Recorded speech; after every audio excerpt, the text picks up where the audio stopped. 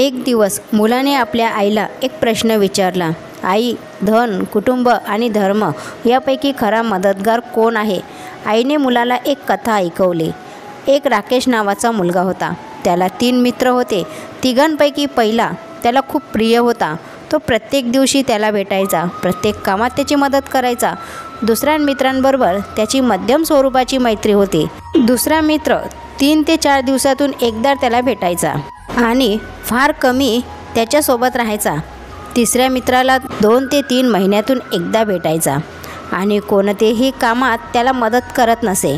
एकदा राकेश व त्याच्या मित्रांचे भांडण झाले. त्यामुळे त्याला मुख्याध्यापकांसमोर बोलावण्यात आले. तो मुख्याध्यापकांसमोर जाण्यास भीत होता.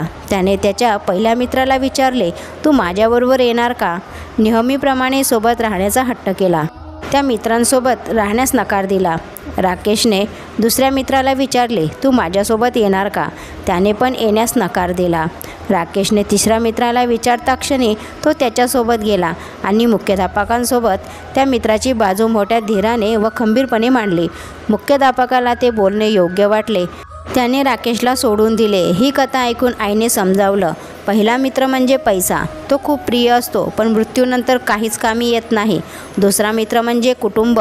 आपले म्हणणारे शेवटी आपल्याला वेळेवर उपयोगी पडत नाही. आणि तिसरा मित्र म्हणजे आपला धर्म, जो आपल्याला जिवंत असेपर्यंत साथ देतोच, पण मृत्यूनंतरही तो एकमेव आपल्यासोबत असतो. या कथेच्या माध्यमातून आईने मुलाला सांगितले की देवाने सर्व प्राण्यांमध्ये फक्त माणसांनाच बुद्धी दिली आहे. त्यामुळे व्यक्तीने आपल्या वर्तनातून आपल्या मनुष्य धर्माचे पालन केले पाहिजे, जे माणुसकीच्या दृष्टीने योग्य आहे. श्री स्वामी समर्थ. जय जय स्वामी समर्थ.